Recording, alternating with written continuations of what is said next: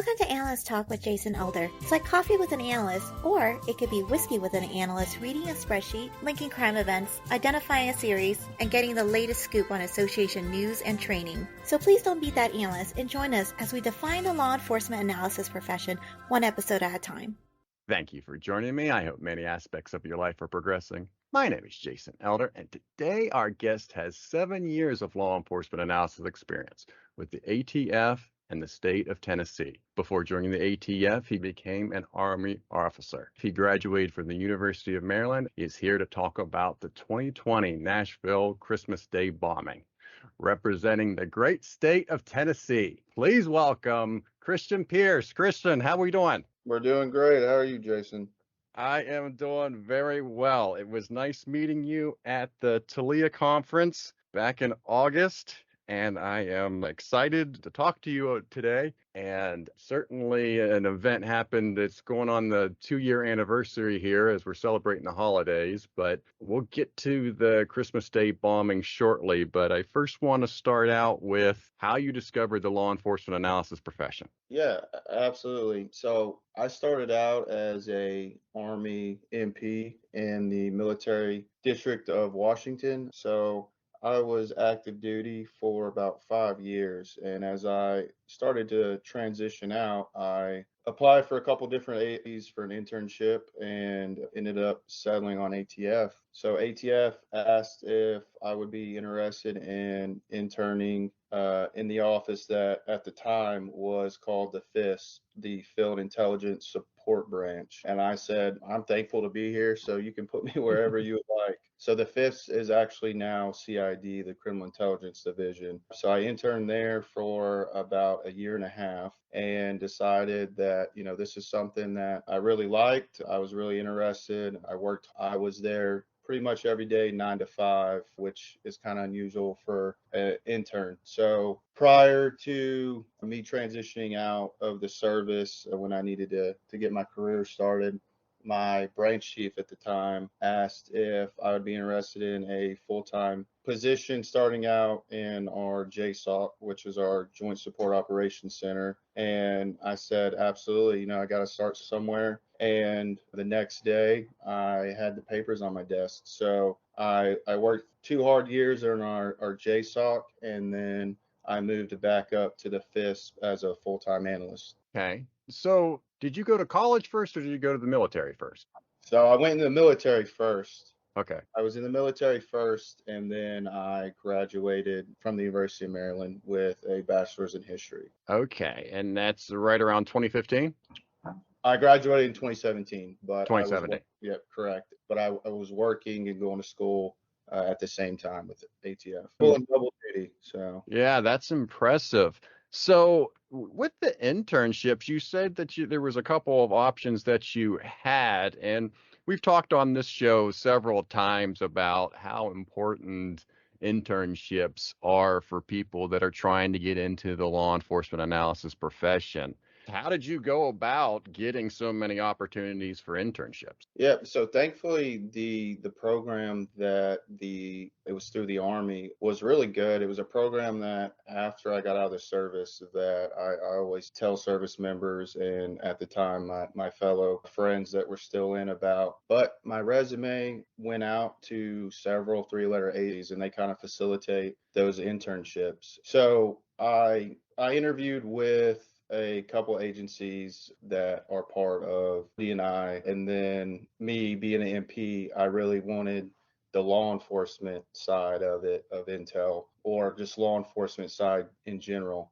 So when I had the ATF internship, I knew right away that was an agency that I wanted to get involved with. Okay. And then as an intern, you mentioned working the 9 to 5, or what types of activities are you doing? So yeah, as an intern, I think, the stereotype is, oh, you're stapling and making copies and coffee and all that stuff, which, yeah, I'm sure I did a little bit of that, but no, I had some good mentors that threw me right in, and I was able to get on a good amount of intelligence systems that we have in place, and was able to assist some of the other analyst on doing different analysis and research. So I feel like, maybe if you talk to some people, they might say I did more copying than what I think I did, but I definitely supported and helped a lot of different cases that I don't think most interns would get the opportunity to do. So I'm very thankful for that. Yeah, it's exciting stuff there. I remember my internship, and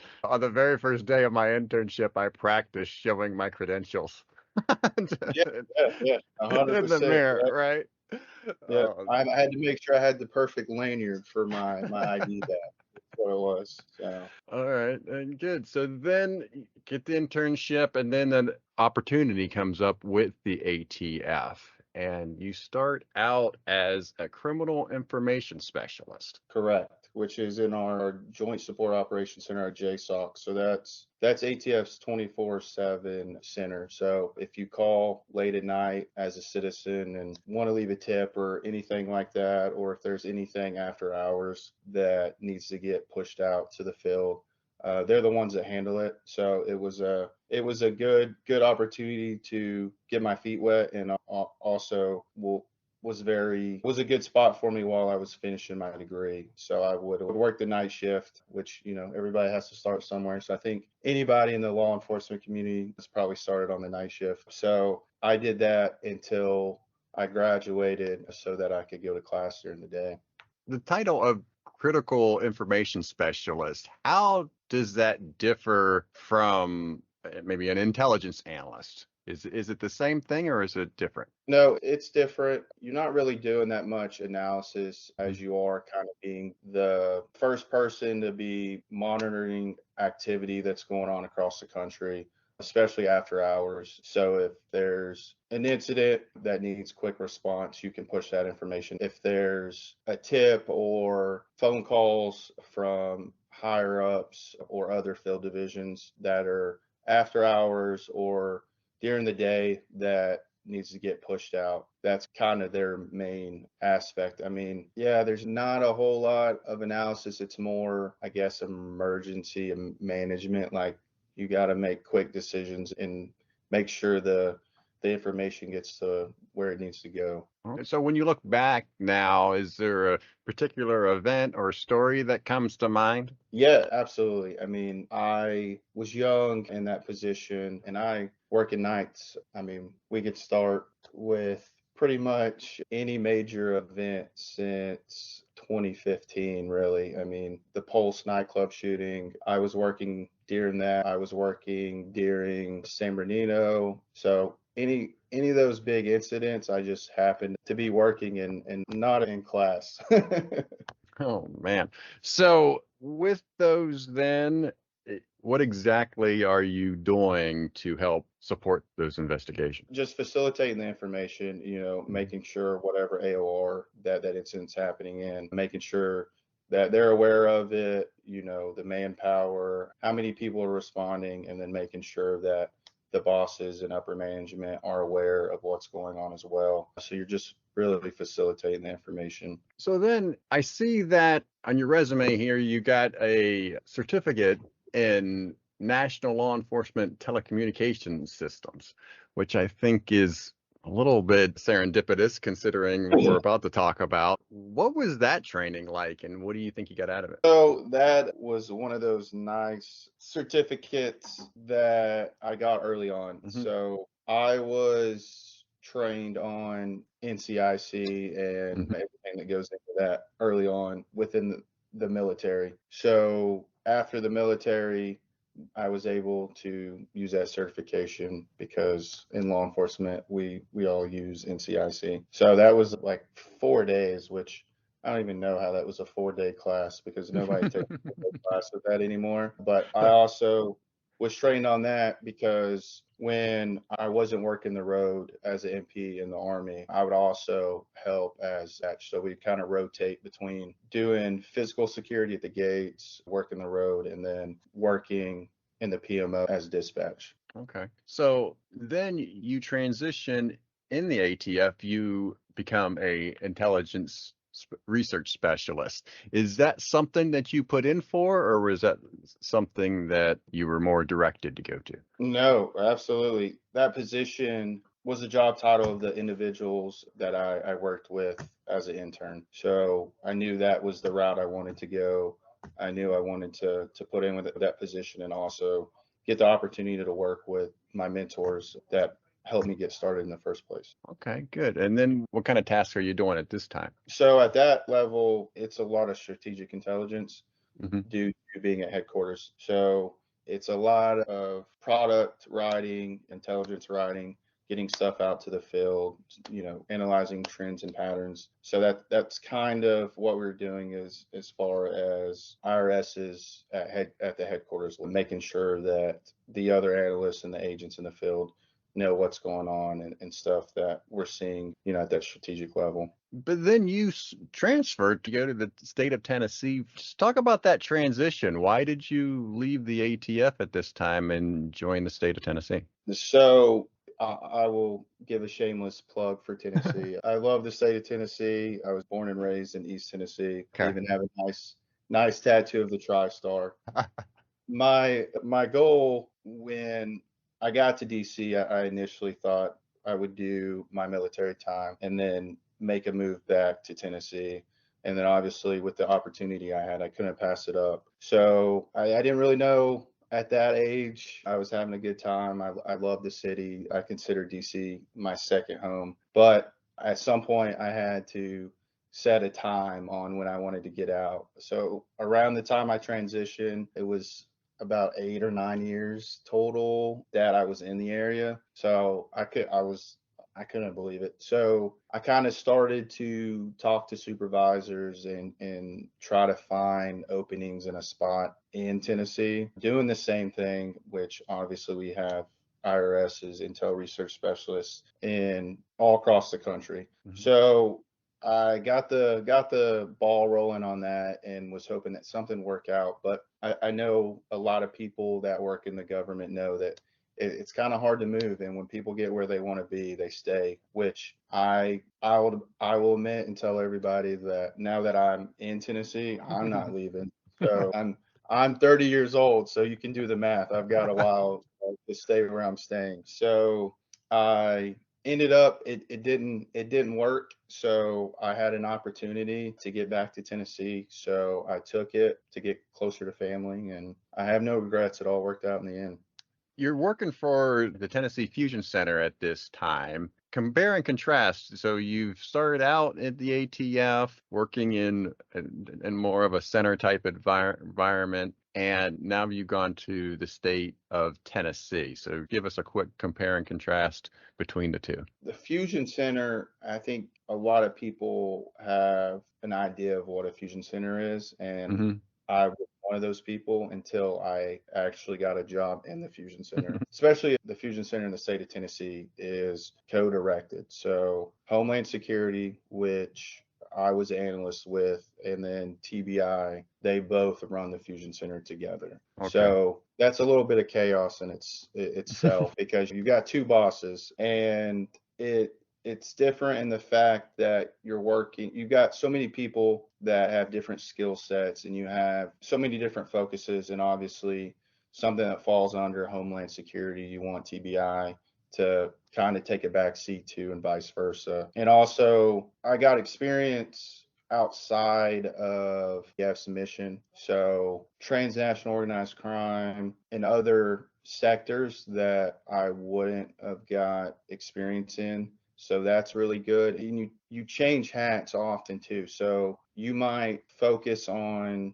transnational organized crime, but then you transition over and it's like, hey, you've done really well with that, but we want to move you over to cyber. We need somebody to really focus on cyber, which I think you and the listeners know that people spend their whole careers in those certain arenas and focus on those. But it was good to dabble back and forth and then just kind of see how things are ran at a state level, because starting out at the federal level, especially at headquarters in Washington, D.C., you're not working with a lot of state officials or the locals. So it was really good to get that experience and see a different side of things.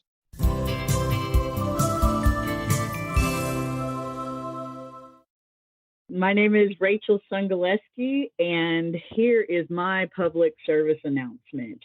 Being a law enforcement analyst by trade who's definitely worked in the open source intelligence world, one of the things that has always driven me crazy is the amount of oversharing our world does. So my public service announcement would be to keep your business to yourself.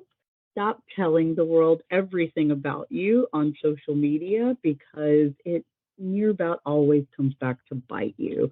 Maintain a professional image at all times. That is my recommendation. Hi, this is Scott Eicher, and I am a retired FBI agent. And I just wanted to point out that FBI agents are people too.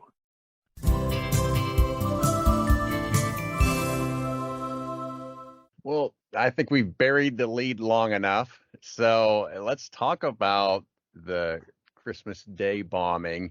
This obviously happens Christmas Day 2 years ago, 2020. And I want to segment this section off. First, we'll talk about what happened. Then I want to get your take on exactly what you did to support the investigation. And then I want to talk a little bit about the aftermath of the bombing. So for those that may not be aware, let's just talk generally what happened in Nashville 2 years ago on Christmas Day.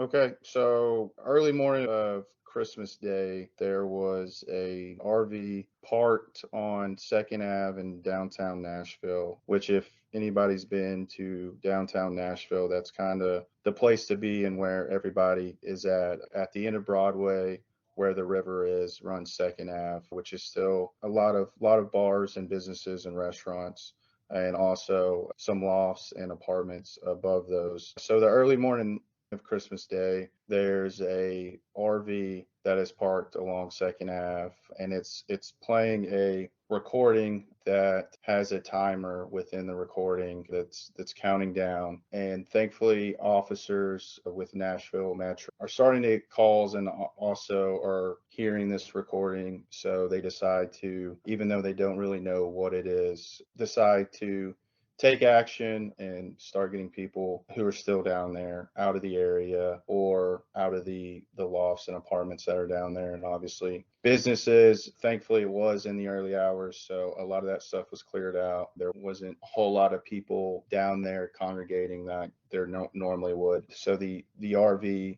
after the countdown, exploded, and thankfully there were no injuries besides the individual that we all are aware of that was inside the RV at the time. For the listeners, Nashville PD has released some body cam footage, and we're going to play a little bit of this so you get an idea of what this recording sounded like. Evacuate now. Evacuate now. Stay clear of the vehicle. Stay clear of the vehicle. Do not approach the vehicle. Your minor offenses that these numbers now. As you mentioned, it's early morning hours, and this starts blaring this warning. Now, also the 911 calls start coming in. There's also mention of shots fired. Was that also part of the recording? So when I say we, it has not been confirmed that there was actually shots fired. So we haven't been able to identify exactly what that was or why that call came in. Metro Nashville said it's a possibility that there were shots fired that were unrelated to the RV and the countdown, but that's all we know. So then officers clear the area, the bomb squad's on their way in, and it goes off downtown Nashville. And for the listeners, we'll put into the show notes some links to YouTube videos so you really can see the aerial photos and the damage this was caused? Because it seems like, oh, this is just an RV. It can't really make that much damage, but it is quite an impact on this area. Also, Jason, if I can interrupt, I'm Metro has been really good. There's a lot of different footage. Pretty much everything related to it is open source at this point. So feel free for sure to research different videos and to look up stuff about it. So it's interesting because the RV's playing this warning, wanting to clear people out. Being early morning on Christmas Day, you mentioned businesses weren't open. It seemed like whoever did this was trying their best to clear people out before this bomb went off. Correct. And the time of the explosion, it was really early into Christmas morning, so late prior night when people aren't going to be down there. Okay.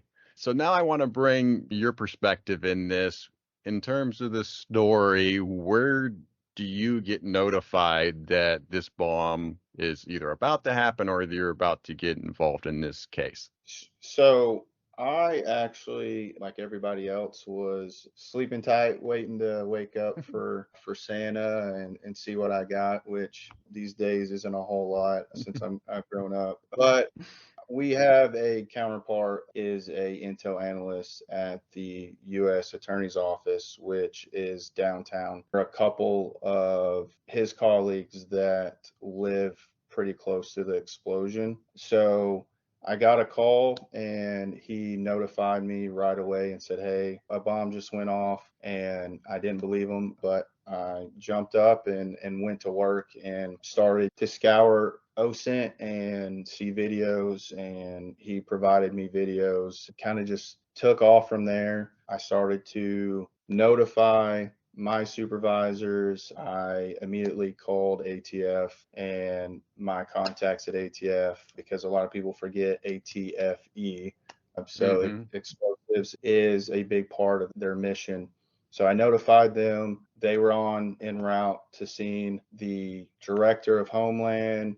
I contacted him to make sure he knew so that it could get pushed up to the commissioner and the governor. And at that point, it was just sit rep after sit rep. We wanted to get together and start collecting as much OSINT and information as we could and get those sit reps up so that everybody was informed of what's going on and what the next steps would be. Okay. So were you scheduled to work that day? No, it was Christmas Day, so everybody was scattered across the state and some out of state. As a intelligence analyst, you've got to be ready to go any moment, especially in our profession. If something happens, you should have your laptop on you ready to go. After you get to the office and you've kind of made all your contacts, what was your objective? The objective at that time, I think a lot of people know that comms were down, and with people being scattered across the state and outside of the state, it was figuring out the best way to communicate with comms being down due to the explosion and the water leaks and main breaks that caused the network to go down. So it was figuring out the objective to be able to communicate with people who aren't going to be able to come back, and then where the main command post was going to be, which ended up being in Bridgestone, where everybody merged on, and that's where everybody got to work. Yeah. So for the listeners, if you've ever seen a skyline view of Nashville, they have the AT&T building, what they also is known locally as the Batman building, and that is near where the explosion happened. And so that's what was impacted in the explosion and why there was a telecommunication problem. So since you had communication problems, what are you using for communication? So thankfully, we were able, with having analysts that were outside the area and, analysts that had their personal phone that was a different network. We were able to use different information sharing portals online. So that got a lot of the upper management able to communicate. And then we were pushing out to agents on the ground like, hey, it's this network provider. So if you have a backup phone or your personal phone or your wife's phone or your husband's phone, however you can get another phone to make it easier for everybody to communicate.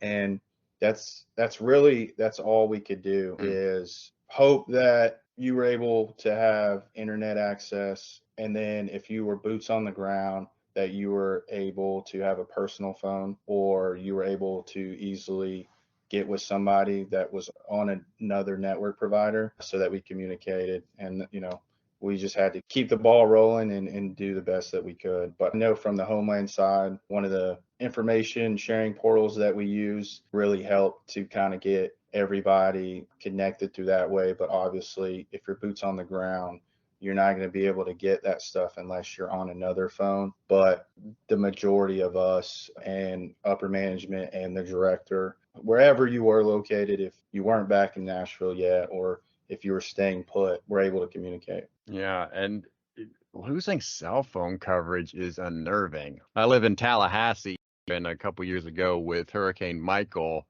we lost power for 5 days, and that seemed to be okay with me, but we actually didn't have cell coverage for 2 days. And that was unnerving because I had told everybody, I was like, oh, well, I'll text you to let everybody know that I'm okay. Well, because we didn't have power and no internet, and then didn't have cell coverage, 2 whole days went past before I'm letting people know that everything's okay. So that deals with a whole other level at this time of what law enforcement's trying to deal with. Obviously, you're dealing with the case and so helping to support the case, but there's also the chaos that everybody is dealing with. Law enforcement, Metro, you mentioned, trying to deal with a public that where a heavy majority of them don't have cell coverage. And also something that we had to deal with during the outage is you have your chain of command, but there were some pieces of that chain that were, like you said, went the majority of the day without being able to have access, or didn't have, a personal phone or another phone that wasn't on a different network. So you had to jump in and say, okay, well, we've got to go straight to the commissioner, or we've got to go straight to the director, because that's the only way we can keep the flow of communication going. And then, so when is the suspect identified? The suspect was identified, I believe it was a day, maybe 2 days after. We're able to identify the VIN on the RV, which ultimately led to him at the same time that tips were coming in from 2 women that were connected, that were associates of him, that were also able to aid in buying him. Okay. And I should have it here, but I don't. What is his name? His name is Warner. I'm actually blanking on his first name, but yeah, his last name's Warner, which obviously in our career field, we go by last names more than first names. Yeah. Anthony Quinn Warner. There we go. Anthony Warner. Yeah, that's his full name. So then in the couple of days afterwards, does your objective change, or do you have the same objective? Oh, it changes as far as supporting ATF and FBI and our other counterparts, as far as, tracking down addresses, associates of him, and providing that support to that information that ATF or whatever partner agency doesn't have. Kind of start doing what we do best to help better the team that's all working together. So you got the information from the RV, but there's also the remains that were collected from the explosion as well, right? Correct. Yes, that due to that being processed in the lab and all that he was identified prior to that. Okay. And But confirmed after that, obviously. and was that handled in Nashville, or how was that handled? I'm not sure what lab that went to, if it was local or to one of the federal labs. So after identification, a couple days go by, and they're looking to obviously clean up the downtown area, get cell phone coverage back up. We've identified the suspect. Let's kind of get into motives a little bit because I can at least see how the story goes, but this story kind of takes a hard left turn where it looks like something that maybe John Carpenter from They Live take over the script kind of thing. So let's talk about the motives behind this bombing. Yeah, the motives behind Warner. Warner, he was a conspiracy theorist. He actually believed in lizard people and that lizard people really were in charge and that our DNA had been changed and that there was a colony of lizard people that lived outside of the Nashville area in one of the state parks. And he had a lot of different beliefs and believed in a lot of different conspiracies that we know contributed to him ultimately taking his own life and not necessarily having the motive to injure people but be noticed. Huh. So what does that have to do with the actual location of the bombing? So he had been known to believe in some of the 5G conspiracies, but as the investigation progressed and has concluded, there's nothing that leads us to believe that he would have known what was the target, the 5G and the AT&T servers that were close to the tower, that he wouldn't know that location specifically. So it's been really kind of a myth that a lot of people think that was the motive behind his bombing. But like I said, that's not the case. It just happened that with the explosion and the effects of the explosion with gas leaks and main water breaks ended up impacting the servers that are housed in that area. And the result was that because of secondary devices, that the decision was made to shut down the servers, which caused the network outage. So that's, if individuals or people think that 5G, even though he did have belief in some of those conspiracies and was known to talk about that stuff in some of his writings, law enforcement pretty much concluded that that was not his target. So then why that location? The belief is it was that location because he grew up in Nashville and was a resident of Nashville, and that his dad actually had ties to Bell South back in the day, which is obviously AT&T now. And so that street specifically had some sentimental meaning to him. Oh, okay. So was the female voice ever identified from the recording? Yeah, it was actually a song. Downtown was a song from way before my time. I believe it was a song. So that was the woman's voice that was on the recording. So, did he use one of those like voice creators to where you take a voice and then you could basically put whatever words that he wanted to? Yeah, I'm not 100% on how he exactly, edited the voices together with the music and the countdown. Law enforcement doesn't know if this is the only bombing at the time, right? You are investigating this particular bombing, but there is a possibility that this could be one of others to come, correct? Correct. And in any law enforcement, that's your training is you have to be aware of other targets or secondary devices. And you also, with tips that were coming in, there was a couple of different events that were hoaxes that were trying to replicate the explosion that happened after. They were in two separate areas, but they were both hoaxes that involved an RV that was playing similar music, then another event. I don't recall exactly the details of that, but they were both identified as hoax right after the explosion. And I'm not one that usually is considered a optimist in a lot of ways, but when I look at this case and learn about it, certainly could have been a lot worse in terms of fatalities and injuries. If he wanted to hurt people, he could have most likely done so by pulling this off when people were actually downtown. Also, this in terms of just target hardening, I'm guessing that a lot of people who run the telecommunication security for all these different companies took a look at like how vulnerable are we? Could something like this, a bomb on the street level, impact telecommunications similar to what happened there in Nashville? Yeah, absolutely. I mean, they were brought in as well during the critical incident, and they have reassessed that and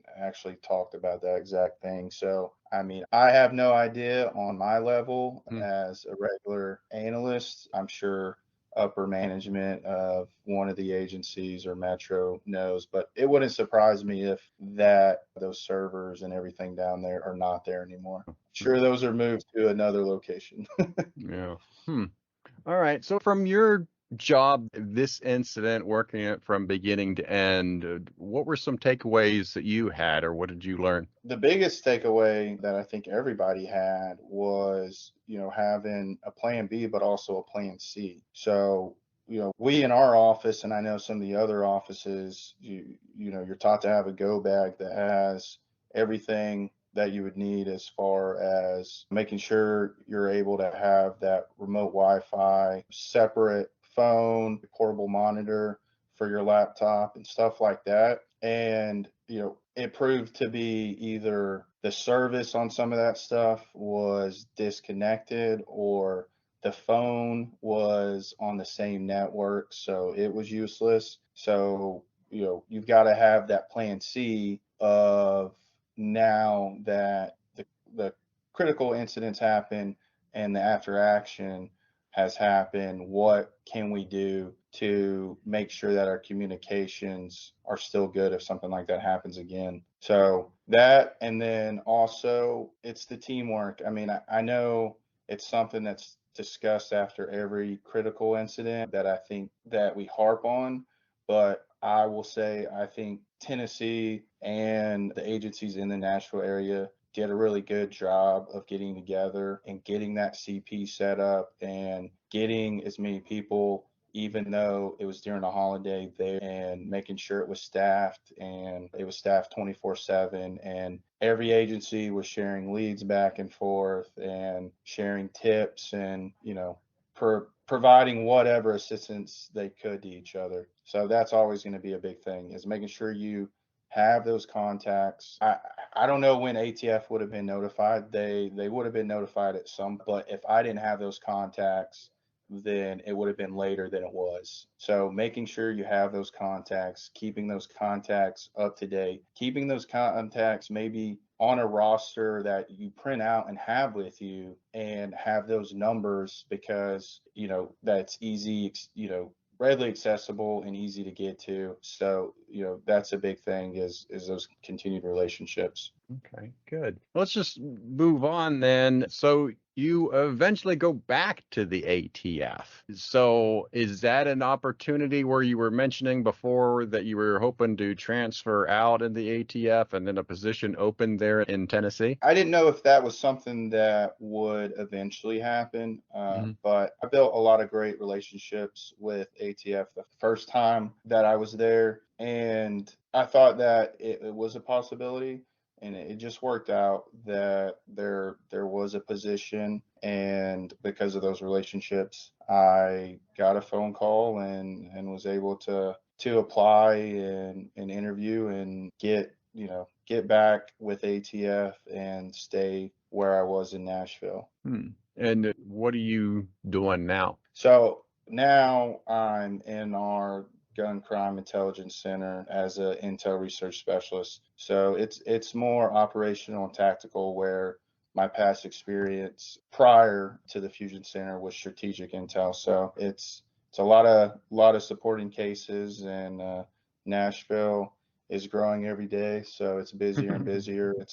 It's a great office that has a lot of good agents that are doing good stuff and helping to keep Broadway and Nashville safe. Okay, good. And I know you mentioned a little bit, but what advice do you have for our listeners? So the advice that I have is something that is really meaningful to me, and that is mentorship. The mentors that I had as an intern and that I still continue to have made me successful, and I try to be that to newer analysts. And I think that's something that we can all work on and make sure that we do better, instead of kind of finding our niche and running with it and kind of staying on your own, and not really bringing other analysts into that, or putting somebody under your wing and helping them to be a better analyst, and to grow in the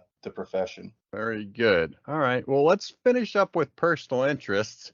And I know you're a college football fan, so the Vols, right? So I don't know how much more time we have, but I'm not a Vols fan. I should be. Oh, Yeah, I should be, but I'm actually a Bulldog fan. So I joke and tell people, even though I'm from East Tennessee, I was born a winner. So I don't think they find me funny, or my family. They don't talk to me a lot during football season. So especially after that game a couple weeks ago. So exactly, that game, and they're I still have some orange in my blood somewhere. So I still, support them outside of them playing Georgia, and yeah.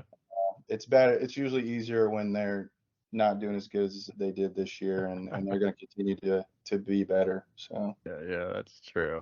All right. Well, hey, I just want to let you know, thank you for all that you've done for Nashville on this case, especially a couple of years ago. It was something above and beyond what you were asked to do. And so thank you for that. And certainly wish you and your family a happy and safe holiday and a less eventful Christmas Day. I appreciate it, Jason. Thank you, sir. Last segment to the show is Words to the World, and this is where you can promote any idea that you wish. Christian, what are your words to the world? So my words to the world are, it goes back to when I was younger in high school. Coach Castile, that was actually the principal of my high school, every Friday he would say, put your arms around each other and take care of each other. And I think we got to do a better job of that. I think not only in our profession in law enforcement, but everywhere, especially in 2022. So it's something that stuck with me. I try to take care of the person next to me. We got to do a better job of that. Very good. Well, I leave every guest with you. You've given me just enough to talk bad about you later. But I do appreciate you being on the show, Christian. Thank you so much, and you be safe. Yeah, thanks, sir.